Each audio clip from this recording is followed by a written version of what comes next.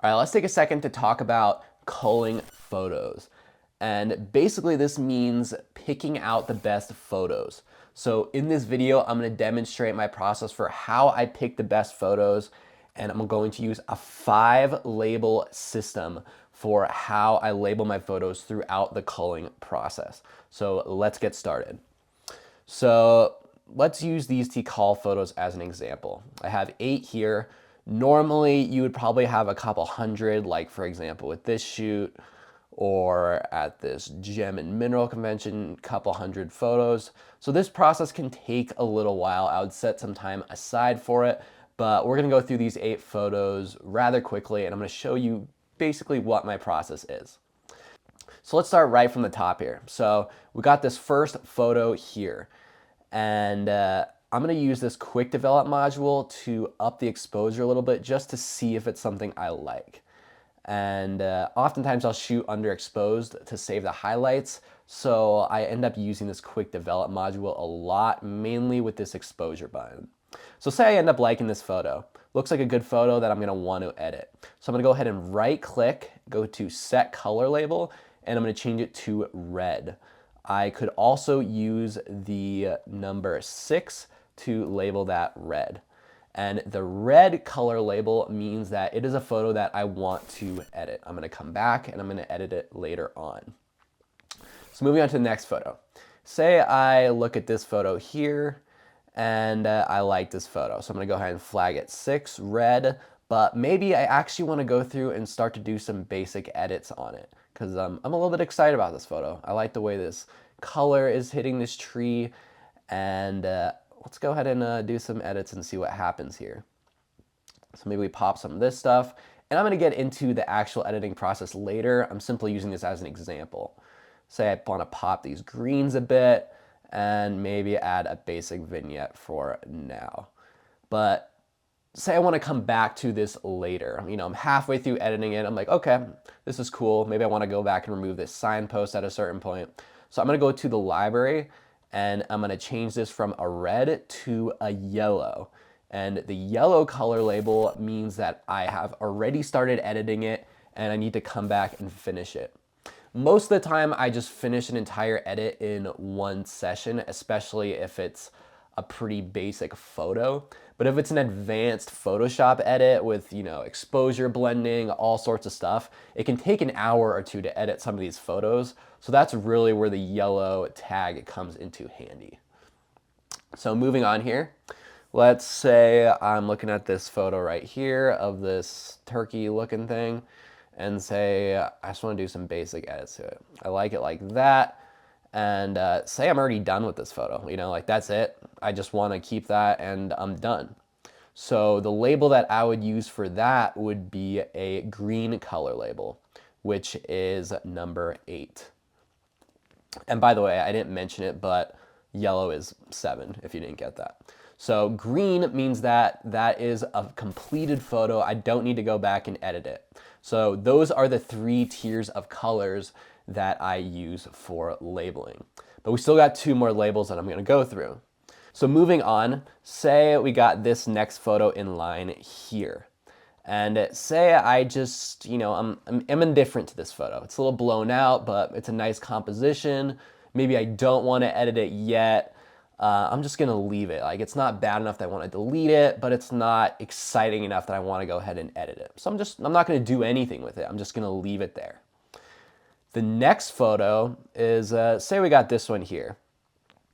Say I'm not the biggest fan of this. I don't like it. Say I know for a fact I'm never gonna edit it. I'm never gonna use it. So I'm gonna go ahead and use this rejected label flag right here.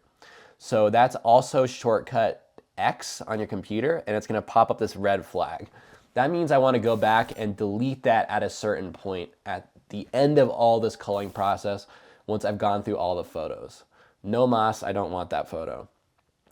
So moving on to the last label.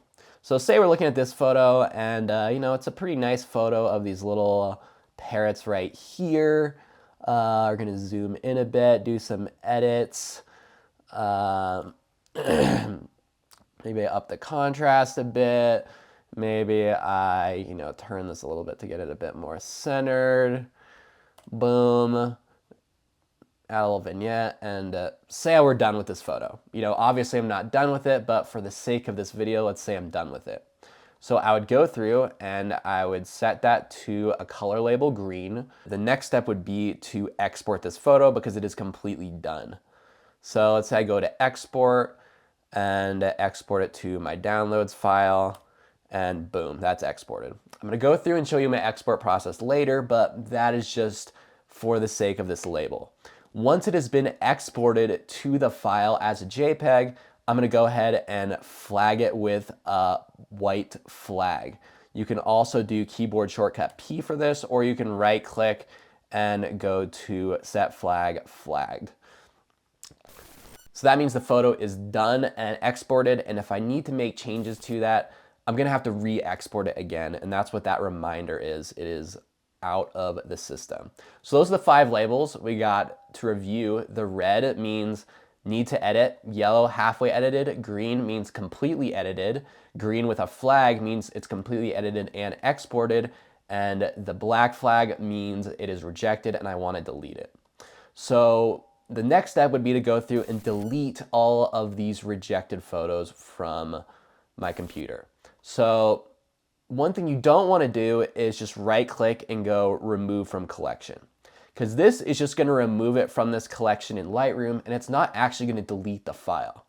So say you have hundreds of files that you need to reject, and maybe you want to save some space on your hard drive, so you want to delete all of those.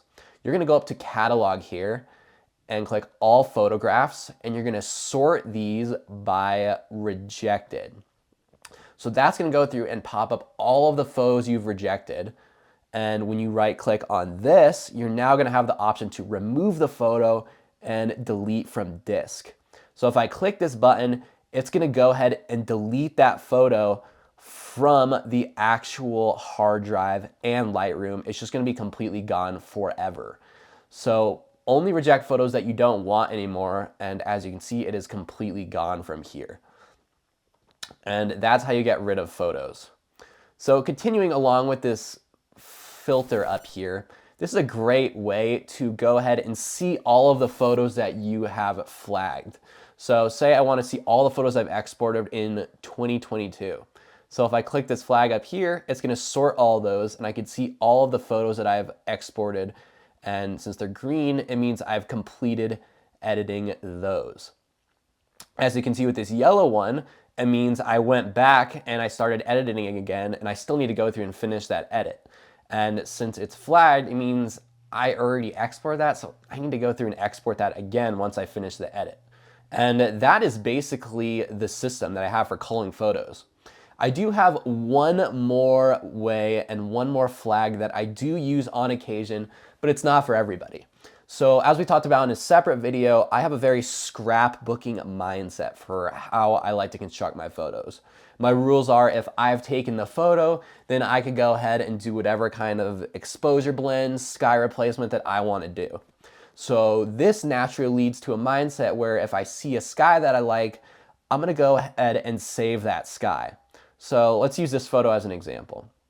Obviously, this isn't a great sky at all, but maybe there's a point where I want to have a sky that has a, this halfway tone of blue and white.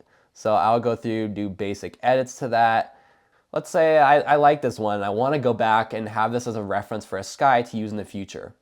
I'm going to go ahead and use a color label blue on this one.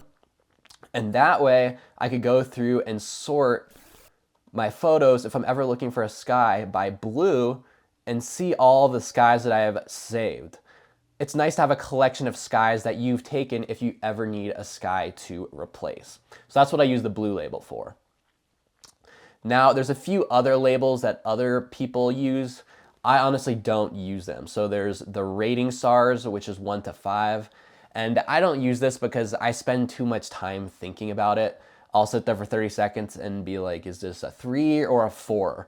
And realize I just wasted 30 seconds. So it's either I want the photo or I don't want it. So I don't use these 5-star ratings.